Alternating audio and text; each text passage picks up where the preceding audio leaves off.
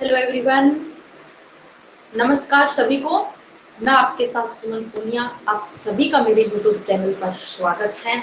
और जो जितने भी नए व्यूज हैं, जो अभी तक लाइक सब्सक्राइब तथा शेयर नहीं किया है, वो जल्दी से सब्सक्राइब कर दीजिए और पास में बेल आइकन का है वो बटन भी प्रेस कर दीजिए।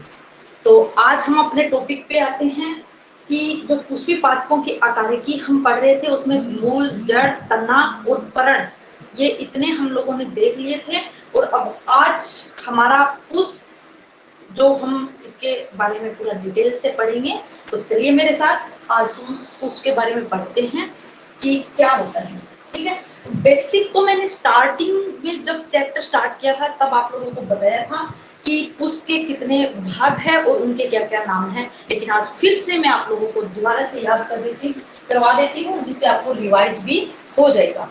ठीक है, तो देखो ये पुष्प है, यानी कि यहाँ बताती हूँ, जैसे ये एक पादप है, तना है उसका, और इसकी ये टहनी मान ली, और इस टहनी के ऊपर क्या है, इस तरह से ये क्या लगा होता है, पुष्प लगा होता है। तो हम इसकी संरचना की बात कर रहे हैं।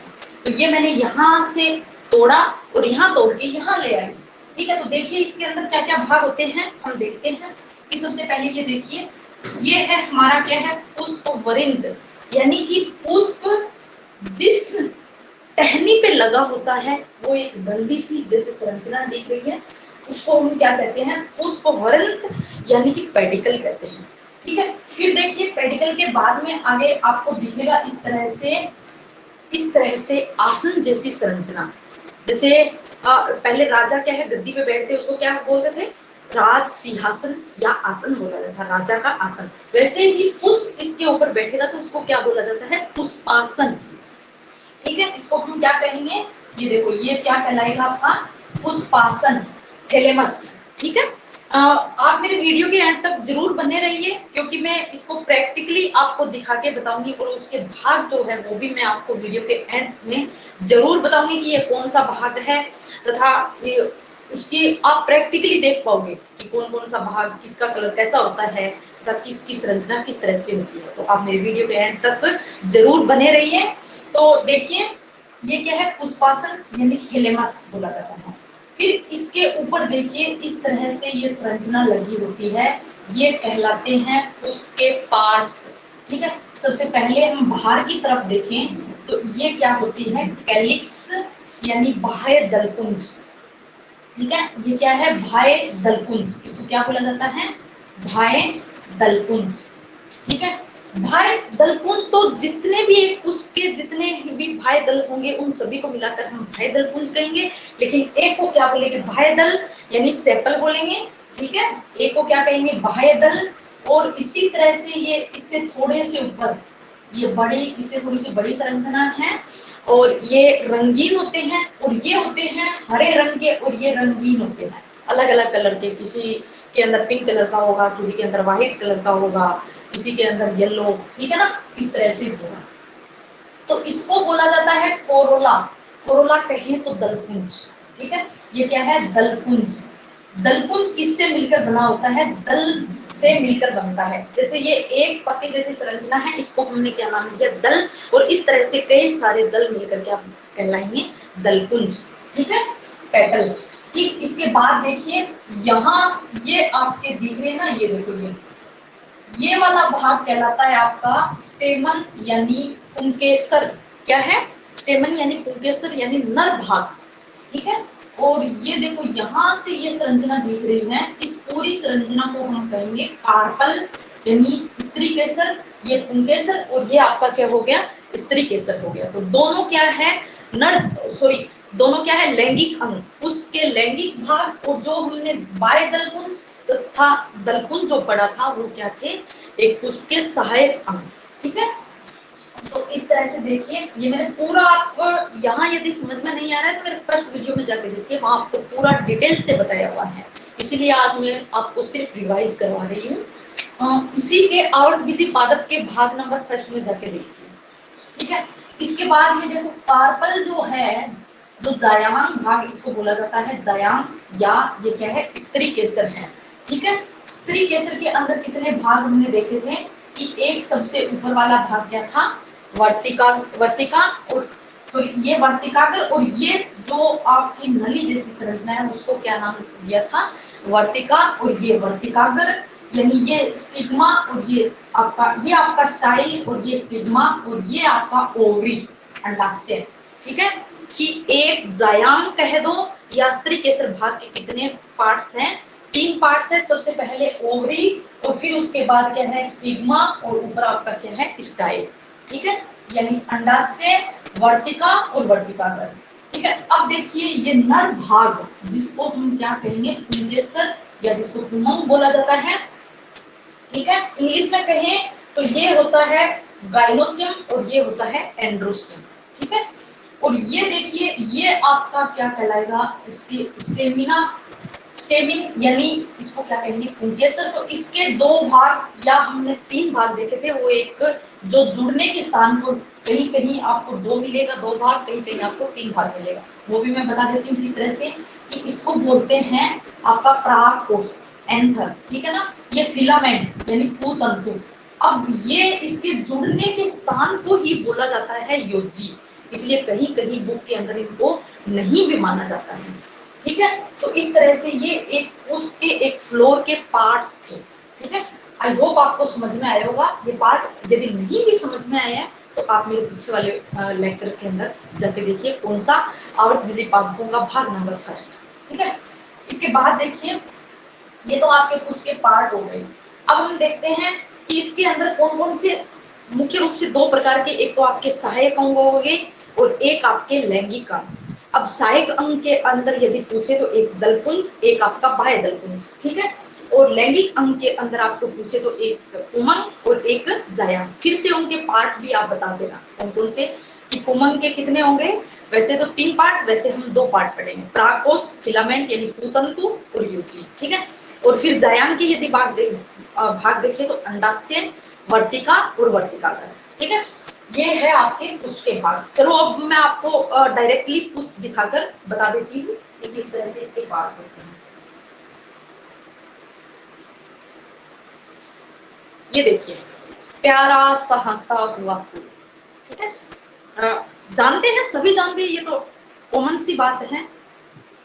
ये किसका, गुलाब का फूल है, रोज डे आता है तो सभी जानते हैं। तो इसके अंदर देखना है कि क्या क्या पार्ट्स पाए जाते हैं। ठीक है, जैसे ये देखो सबसे ऊपर की तरफ, ये देखो मैं दिखाती हूँ। ये देखिए ये यहाँ आपके टहनी से लगा हुआ था इस तरह से, और इसको मैंने उखाड़ के ले आई। ठीक है, टहनी से उखाड़ा, और ये आपका क्या कहलाता है, ये आपका कहलाता है पूतन, सॉरी क्या कहलाता है, पुष्पवृंत। ये क्या कहला रहा है, पुष्पवृंत।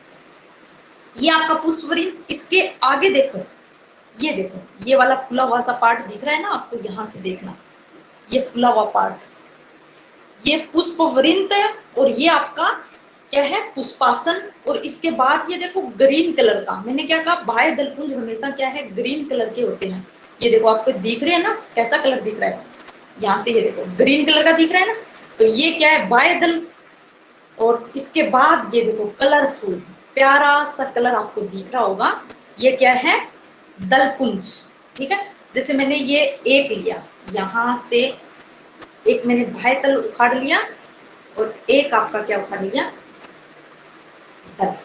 देखो इसको क्या कहेंगे बाह्य दल। ठीक है, और ये क्या कहलाएगा दल।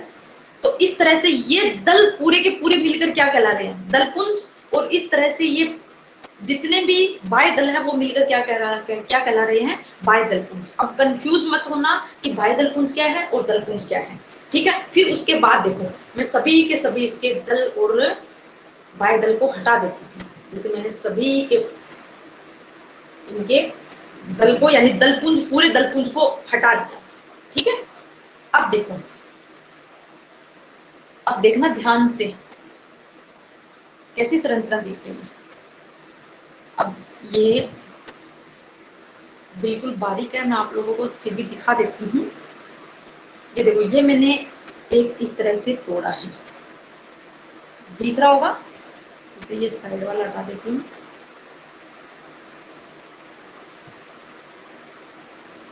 ये देखिए ये ऊपर टोपी जैसी संरचना दिख रही है, फिर नीचे उसके क्या दिख रहा है, फिलामेंट दिख रहा है, ठीक है ना, जैसे तंतु दिख रहा है, ऊपर टोपी जैसी संरचना दिख रही है। ये क्या है, ये आपका है पुमंग स्टेमन। ये क्या है, पुमंग। ये क्या कहला रहा है, पुमंग, यानी पूरे सभी को मिलाकर क्या कहेंगे, पुंकेसर कहेंगे। उसी तरह से ये देखो बीज के अंदर, ये इनको मैं दिखा नहीं सकती, बिल्कुल बारीक है जायांग को देखना। इसके बीज के अंदर ये देखो, ये बीज, ये बाहर जो धागे धागे दिख रहे हैं ये क्या पुंकेसर, और इसके बीच वाला जो दिख रहा है ना, ये है आपका क्या है, कार्पल यानी जायांग है। ये क्या है, जायांग है। तो ये थे आपके पुष्प के भाग। इस तरह से जैसे रंगीन, हमने क्या देखा, दलपुंज रंगीन होते हैं। जैसे गुलाब के फूल में आपने रोज फूल के अंदर देखा आपने क्या, पिंक कलर का, ये थोड़ा सा अलग कलर है, ये देखो, ठीक है। और इसी तरह से ये देखो, ये एक वाइट और एक आपका फिर से पिंक दिख रहा है ना। ये क्या है, वाइट और पिंक, ये क्या है, दलपुंज है, ठीक है। क्या है, दलपुंज। जहां भी कलरफुल आपको ऐसे पत्रक दिखे ना, वो उसके कौन से पार्ट्स हैं, आपके दलपुंज हैं, ठीक है। अब देखो इसके अंदर आपको स्पष्ट दिख रहा है, ये देखना, ये मैंने क्या कहा, ग्रीन कलर का जो दिख रहा है वो क्या है, बाह्य दलपुंज, ठीक है। उसके बाद ये क्या हुआ, दलपुंज। इसके बाद ये देखो, ये आपको दिख रहा है ना, ये वाला, ये यहाँ जुड़ा हुआ है, वो हम पूरा आगे डिटेल से पढ़ेंगे कि बाह्य दलपुंज दलपुंज के साथ जुड़ा होता है तो उस संरचना को क्या कहते हैं, या बाह्य दलपुंज ही आपस में जुड़े होते हैं तो उसे क्या कहते हैं, या दलपुंज आपस में जुड़े होते हैं तो क्या कहते हैं, ठीक है। ये सभी एक साथ जुड़े हुए, तो आप इसको देखिए, ये देखो, ये यहाँ ऊपर येलो येलो कलर की टोपी जैसी छोटी छोटी संरचनाएं दिख रही हैं, वो आपके हैं प्राकोष। वो क्या है, आपके प्राकोष, और उसके नीचे जो छोटी छोटी डंडियां दिख रही है वो है फिलामेंट यानी पूतंतु, ठीक है। ये आपके नर भाग है। और इसी के बीच में आपको एक दिख रहा होगा, नहीं दिख रहा है तो थोड़ा सा बारीक है इसलिए नहीं दिख रहा है, तो ये क्या कहलाता है, जायांग भाग, ठीक है। इस तरह से ये एक उसके भाग है, ठीक है। तो अब हम चलते हैं कि ये जो पुष्प है, ये जो आपके पुष्प है, ये, हाँ देखो, उससे पहले मैं आपको बताती हूँ कि दलपुंज को क्या कहेंगे, क्योंकि हमको आगे क्या है, पुष्प सूत्र बनाना पड़ता है, ठीक है। पुष्प सूत्र बनाना पड़ता है, तो सहायक अंग के अंदर हम क्या पढ़ेंगे, दलपुंज पढ़ेंगे। दलपुंज को क्या बोला जाता है, कोरोला बोला जाता है, ठीक है। कोरोला यानी सी से डिनोट करेंगे, कोरोला, ठीक है। तो ये भी दो प्रकार के होते हैं, कि संयुक्त दलपुंज और एक होता है पृथक दलपुंज। कि देखो भाई, ये जैसे ये आपका, ये क्या है, ये आपका दल है। जब ये दल आपस में जुड़े हो, इस तरह से जब ये दल आपस में जुड़े हो, ऐसे नहीं दिख रहे हैं, तो ये देखो, ये तो इसके अंदर तो क्या है, पृथक दली है, ठीक है। ये पृथक दली है, यानी सभी के सभी दल क्या दिख रहे हैं आपको, पृथक दिख रहे हैं। ये देखो, जब ये आपस में जुड़े हो, इस तरह से ये आपस में क्या हो, ये इसके साथ जुड़ गया और ये इसके साथ और ये इसके साथ, इस तरह से यदि जुड़े हुए हो तो इसको क्या कहेंगे, संयुक्त दलपुंज। और जैसे ये इसमें मैंने दिखाया कि ये अलग अलग हैं, तो इसको हम क्या कहेंगे, पृथक दलपुंज। तो इसको हम डिनोट कैसे करते हैं, लिखते कैसे हैं, ये आपका बहुत ही इंपॉर्टेंट है इसके अंदर, कि आप जब पुष्प सूत्र बनाते हो उस टाइम। तो जैसे देखिए, इसको हमने दलपुंज को किससे डिनोट किया, कोरोला से यानी सी से डिनोट किया। तो जब ये संयुक्त दल है तो हम इसको सी लिखने के बाद इसके ब्रैकेट में लिखेंगे, क्या लिखेंगे, जैसे मैंने क्या लिख दिया, सी लिख दिया, और इसके ब्रैकेट में मैंने 5 का क्या हुआ कि इसकी संख्या, जैसे ये देखो, ये क्या है, पुष्प है, इसके दलपुंज है, तो ये कितने दिख रहे हैं, इसके अंदर 5 है। किसी के अंदर ज्यादा होते हैं, 6 होते हैं, या किसी के अंदर 4 होते हैं, या किसी के अंदर 8। इस तरह से इनकी दलों की संख्या बताई जाती है, यानी कि दल की संख्या इसके अंदर कितनी है, 5 है। और मैंने क्या लिया है, संयुक्त दली, तो इसको मैं ब्रैकेट के अंदर लिखूंगी। जब वो पृथक दली हो तो इसके अंदर क्या कहेंगे कि ये आपको सी लिख दिया, और उसके बाद सीधा ही 5 लिख दिया जाता है, उसको ब्रैकेट के अंदर नहीं लिखते, ठीक है। अब जैसे मैंने ये लिख दिया आपको, मैंने क्या, ये लिख दिया, तो एक मैंने ये लिख दिया, तो अब इसका क्या हुआ कि जो दलपुंज है वो आपका यहाँ पृथक दली है, और दल कितने हैं उसके अंदर, 6 दल है। तो यहाँ क्या कहेंगे कि ये क्या है, संयुक्त दलपुंजी पुष्प है, और इसके अंदर दल कितने हैं, आपके 6 दल हैं, ठीक है, इस तरह से समझ में आ जाएगा। उसके बाद देखिए, उसके बाद हम देखते हैं दूसरा सहायक अंग है आपका बाह्य दलपुंज, जिसको हम के से डिनोट करते हैं। हालांकि इसका नाम भी क्या होता है, कैलिक्स होता है, सी से आता है।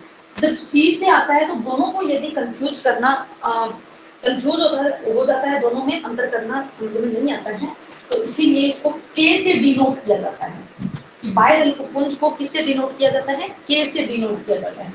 इसको यदि हम के से डिनोट करेंगे तो ये क्या हो जाएगा, इस तरह से देखो, वही जैसे अपन ने दलपुंज पढ़ा था वैसे ही होगा कि संयुक्त बाह्य दलपुंज, और एक आपका क्या हो जाएगा, पृथक बाह्य दलपुंज। ठीक है, एक आपका क्या हुआ, संयुक्त दलपुंज, और दूसरा आपका क्या हो गया, पृथक बाह्य दलपुंज। वही कि जिसमें बाह्य दल जुड़े हुए होंगे वो क्या होंगे, संयुक्त बाह्य दलपुंज, और जिसमें अलग अलग होंगे वो क्या कहलाएंगे, पृथक बाह्य दलपुंज। ठीक है, आया समझ में। इसी तरह से लिखना यहाँ किससे है, के से लिखना है, वही ब्रैकेट के बंद अंदर बंद करना है संयुक्त बाह्य दलपुंज में, और पृथक बाह्य दल में बंद नहीं करना है। ठीक है, अब देखो परिदलपुंज, यानी कि जब आपका दल तथा बाह्य दल आपस में जुड़ जाते हैं, ठीक है, आपस में जुड़ जाते हैं, आपस में मर्ज हो जाते हैं, तो उस संरचना को हम क्या कहेंगे, परिदलपुंज। देखो मैं आपको बता देती हूँ कि जैसे ये पुष्प है, इस पुष्प के अंदर यहाँ क्या हो, बाह्य दल हो, और यही दल हो, ये दोनों, जैसे ये मान लिया मैंने, ये दो देखो, ये क्या ले लिया मैंने, दल ले लिया, और ये क्या ले लिया मैंने, बाह्य दल। जब ये दोनों जुड़ गए, तो ये दोनों जब जुड़ जाएंगे तो क्या आप इसको पृथक से पहचान पाओगे कि ये दल है या ये बाह्य दल है, नहीं पहचान पाओगे, क्योंकि ये आपस में मर्ज हो गए हैं, जुड़ गए हैं।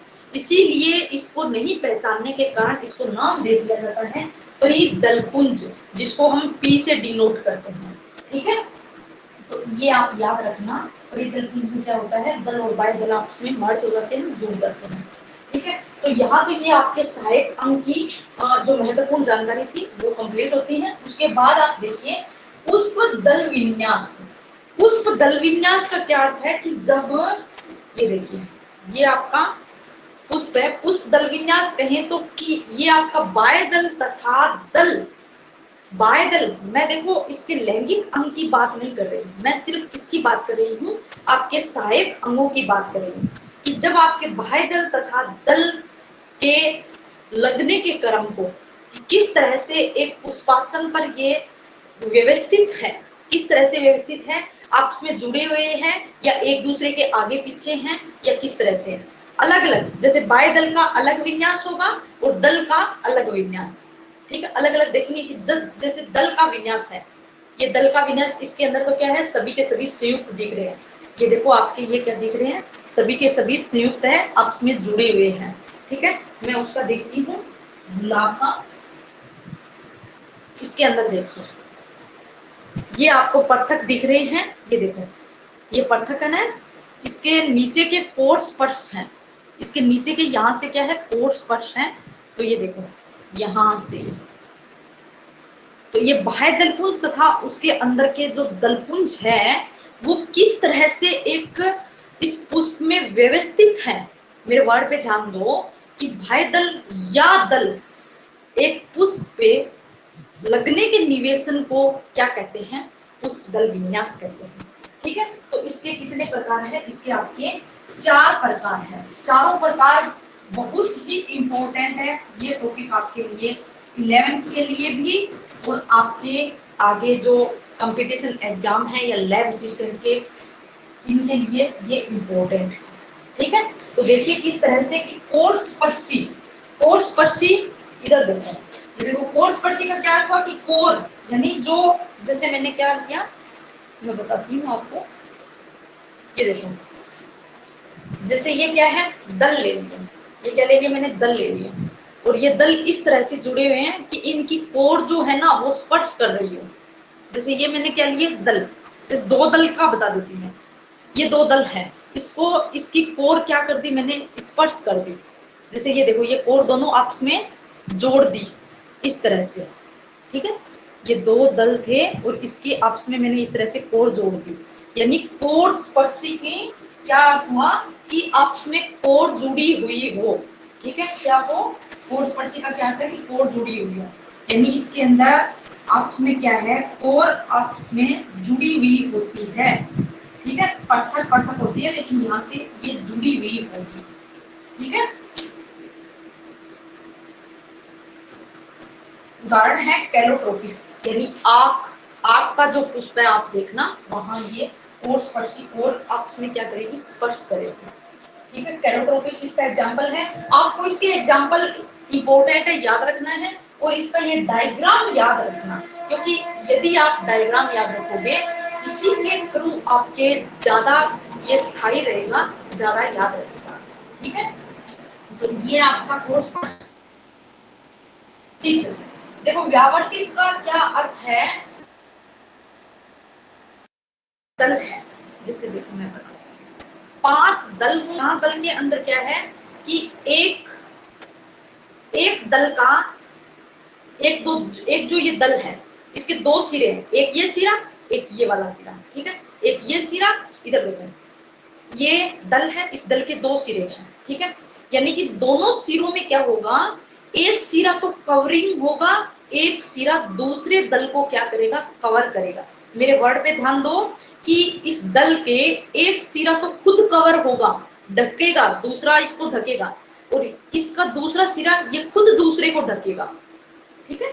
जैसे ये देखो, ये मैंने क्या लिया, दूसरा दल लिया, और ये एक पहला दल, इसको मैंने इससे ढक दिया, ठीक है, ये अंदर कर दिया, ये इसको इससे ढक दिया, ठीक है। अब आगे वाला जो दल होगा ना वो किस तरह से होगा, इसको ये ढकेगा, इसका ये बाहर सिरा रहेगा, यानी दल का एक सिरा बाहर एक सिरा अंदर रहेगा, या एक सिरा कवर होगा और एक सिरा आगे वाले को कवर करेगा। जैसे ये देखो कि ये एक क्या है, दल ले लिया, ठीक है, इसका एक सिरा इस दल को कवर कर रहा है और इसका दूसरा सिरा क्या है, दूसरे दल से क्या हो रहा है, कवर हो रहा है। सबसे आसान है, कुछ नहीं, बस आप ऐसे करना, इसके ऊपर ऐसे ये और ये, ठीक है, एक सिरा अंदर रखना एक सिरा बाहर रखना है, बस इसी तरह से ये होता है व्यावर्तित।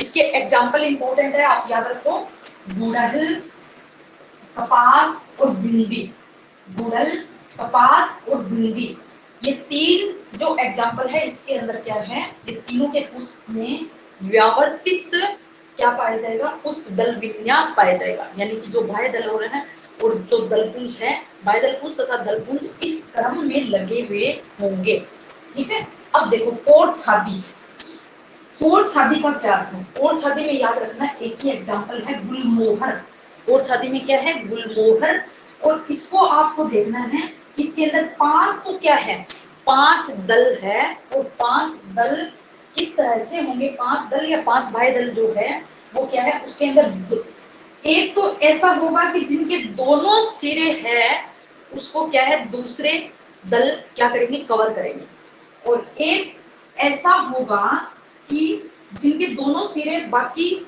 दोनों को क्या करेगा, कवर करेगा, ठीक है। एक तो पूरा का पूरा कवर होगा, यानी एक तो पूरा ढका हुआ होगा, अंदर होगा, या ये कह सकते हैं कि एक जो दल है वो पूरा का पूरा अंदर रहेगा और एक जो दल है वो पूरा सबके ऊपर बाहर रहेगा, ठीक है।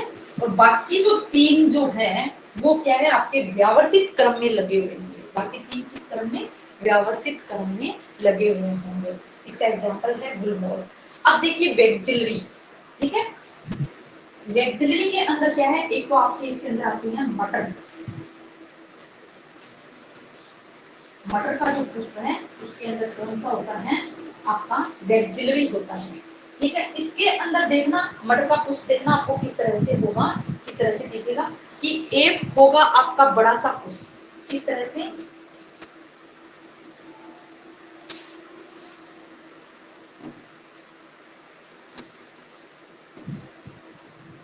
इसका एग्जांपल याद रखना आपका,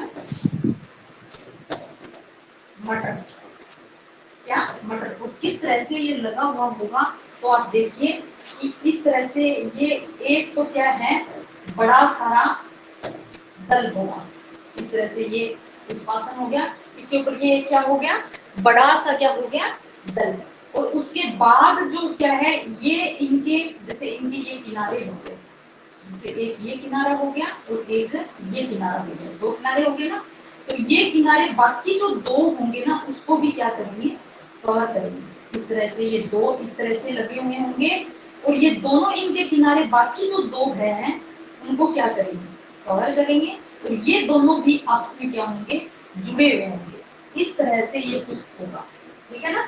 आया समझ में किस तरह से होगा। तो यानी कि इसके अंदर टोटल 5 क्या होंगे, दल या बाह्य दल होंगे। तो पांचों की व्यवस्था किस तरह से होगी कि एक बड़ा सा दल जो बाहर की तरफ लगा हुआ होगा, दल या बाह्य दल, और उसके बाद में वो दोनों को आगे जो दो है छोटे, उनको क्या करेंगे, कवर करेंगे। फिर इनके बाद दो छोटे और होंगे जो दोनों आपस में क्या होंगे, जुड़े हुए होंगे। इसका एग्जाम्पल हो गया आपका मटर, ठीक है। ये आपको कुछ दल विन्यास समझ में आएगा, क्योंकि ये इंपॉर्टेंट है। नहीं आया तो मेरे को कमेंट में जरूर लिखिए, ठीक है। अब देखिए, अब है पुष्प पत्रों का निवेशन। पुष्प पत्रों का निवेशन कहें तो किस तरह से कि एक पुष्प के अंदर जो पुष्प पत्र कौन से हुए, आपके दल या बाह्य दल, ठीक है। यानी पुष्प बाह्य दल, पुष्प पत्र। अब एक पुष्प के अंदर कितने पत्र हो गए, एक दल, एक बाह्य दल और एक आपका क्या हो गया, उमंग और एक जया। इस तरह से इनके 4 क्या हुए, पार्ट हुए, ठीक है। तो देखो जो अंडाशय है, जो मैंने क्या बताया था, ये देखो ये क्या बताया था मैंने, जयांग का ये क्या, अंडाशय, ओवरी, ओवरी। ध्यान से समझना है, यदि आपने ध्यान लगाकर समझ लिया तो ये 1 मिनट का खेल है, आपके समझ में पूरा आ जाएगा। और यदि आपका ध्यान कहीं और भटका हुआ है तो मैं आपकी गारंटी नहीं ले सकती कि आपके समझ में आएगा। फिर आप बार बार पढ़ोगे तो भी समझ में नहीं आएगा। लेकिन आप सिर्फ 10 मिनट के लिए यहाँ ध्यान लगाकर पढ़ लीजिए तो डेफिनेटली आपको समझ में आ जाएगा, ठीक है।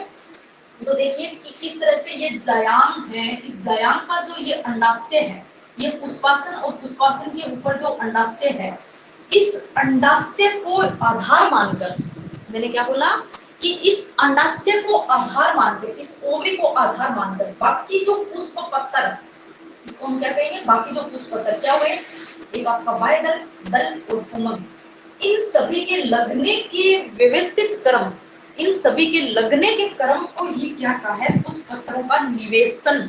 किस तरह से कि जैसे ये अंडाशय है, ये अंडाशय से नीचे लगे हुए हैं या अंडाशय के ऊपर लगे हुए हैं या अंडाशय के बीच में लगे हुए हैं, ठीक है। जैसे मैंने यहाँ बना के बताती हूँ आपको,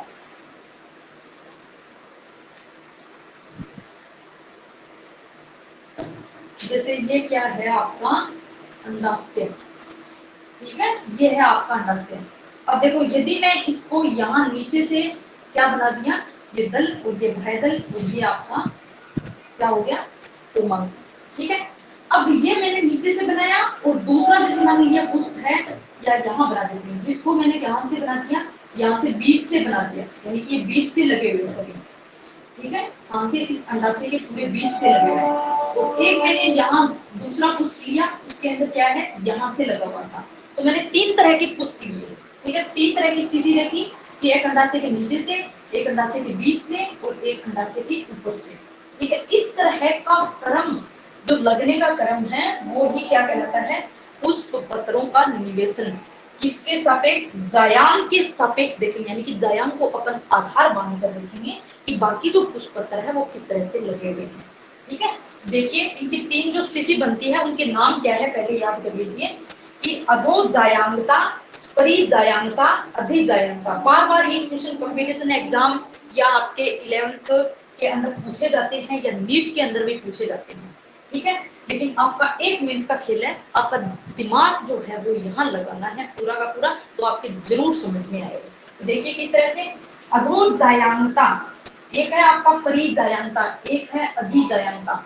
इन वर्ण में ही, इन शब्दों में ही पूरा का पूरा आंसर छुपा हुआ है।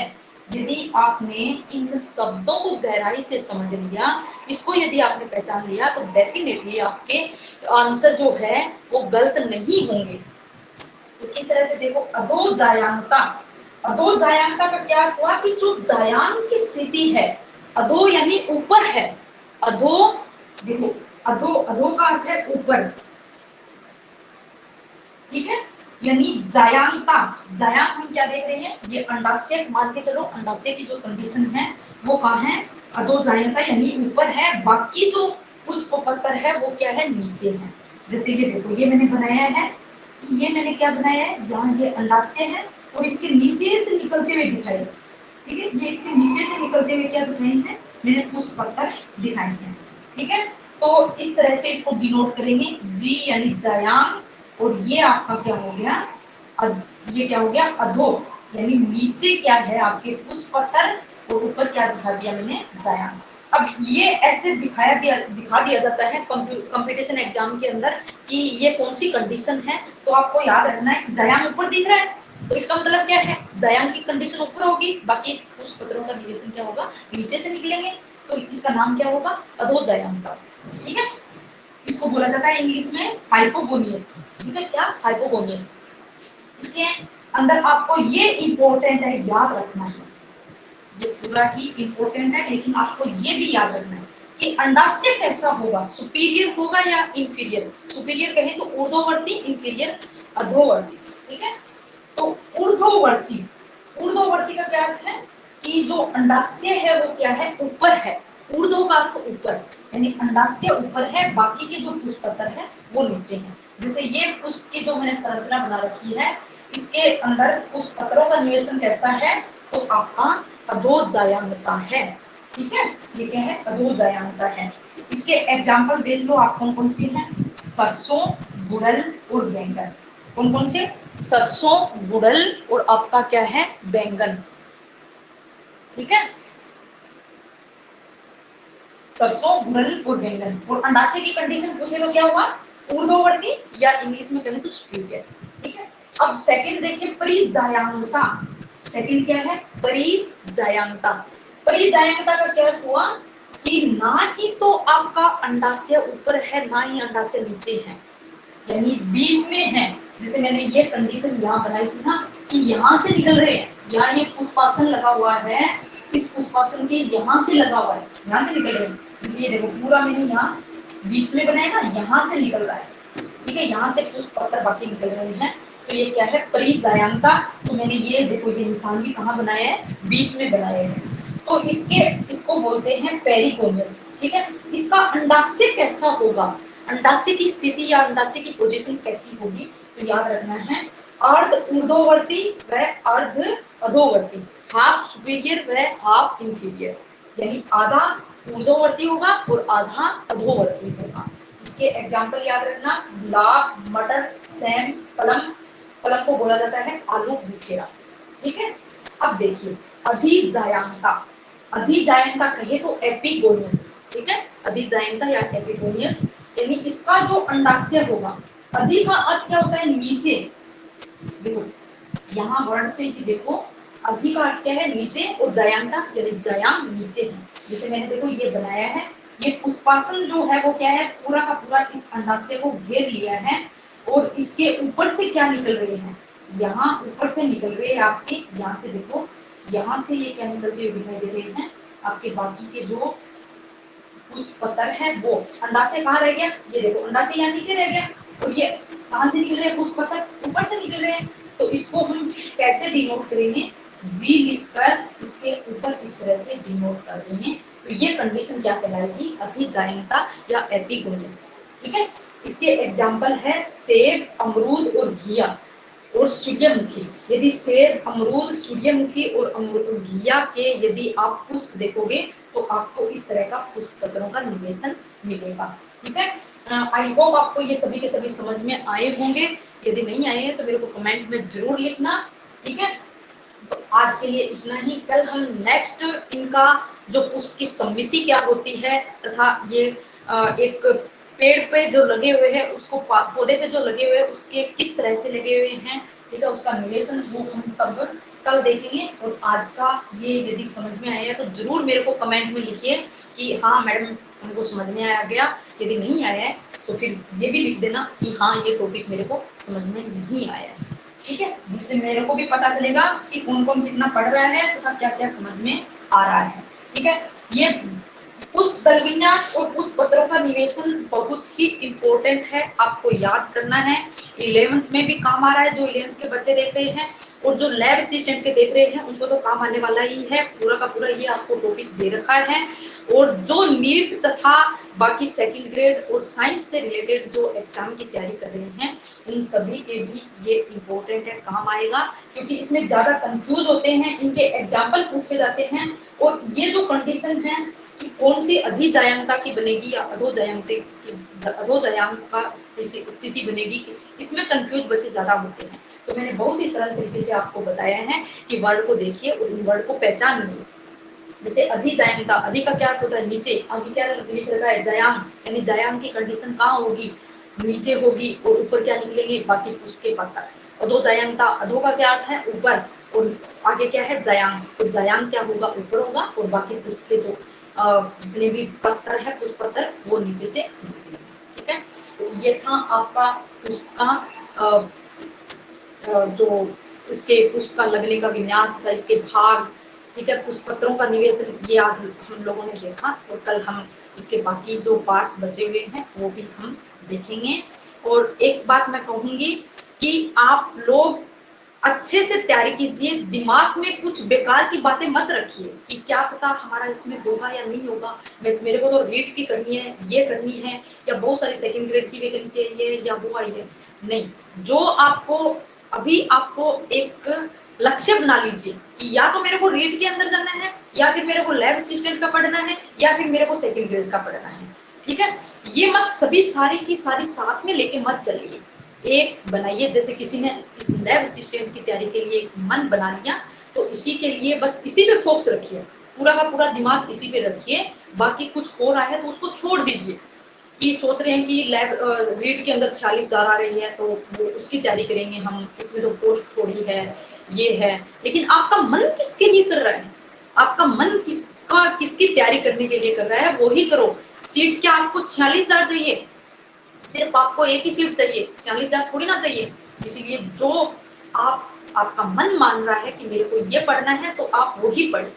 ठीक है, फालतू में आप सीट के चक्कर में या किसी और जैसे आसान किसी का सिलेबस हो उसके चक्कर में मत पढ़िए, कितना भी कठिन हो वो भी तैयार हो जाएगा यदि आपने जुनून बना लिया तो एक बात मैं कहूंगी कि कहते हैं कि सामने हो मंजिल तो रास्ते न मोड़ना, सामने हो मंजिल तो रास्ते न मोड़ना, जो भी हो मन में वो सपना न तोड़ना, जो भी हो मन में वो सपना न तोड़ना, कदम कदम पे मिलेगी मुश्किलें आपको, कदम कदम पे मिलेगी मुश्किलें आपको, बस सितारे चुनने के लिए जमीन न छोड़ना, बस सितारे चुनने के लिए जमीन न छोड़ना। यानी कि जो आप लोगों ने मन में ठान ली है उसके लिए अपना रास्ता मत मोड़ो, आप उसी रास्ते पे चलो जिस रास्ते पे आपने लक्ष्य बनाया है। यानी कि आपने लक्ष्य कुछ और बनाया है लेकिन चल किसी और रास्ते पे रहे हो, ऐसा नहीं होगा।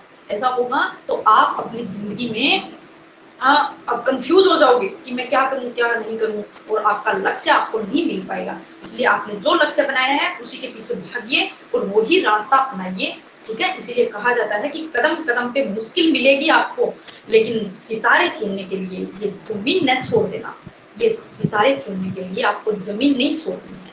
तो आज के लिए इतना ही, ऑल द बेस्ट, पढ़ते रहिए और अपने भविष्य की जो लक्ष्य बना रखा है बस उसी पे फोकस रखिए।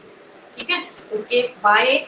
और जिस किसी ने भी मेरे चैनल को सब्सक्राइब नहीं किया है तो प्लीज मैं कहूंगी कि आप मेरे चैनल को सब्सक्राइब कर दीजिए, जिससे क्या है कि मेरे को मोटिवेशन मिलता है। इसलिए मैं आपको क्या है जितने ज्यादा आप कमेंट करते हैं, जितना ज्यादा आप शेयर लाइक करते हैं तो मेरे को मोटिवेशन मिलता है, जिससे मैं नेक्स्ट वीडियो आगे बढ़िया तरह से लेके आती हूँ कि बच्चे पढ़ रहे हैं और इंटरेस्ट लेके पढ़ रहे हैं। ठीक है, और कुछ नहीं है, बस आप मेरे को मोटिवेट करते रहिए, जिससे मैं आपको क्या है बढ़िया से बढ़िया वीडियो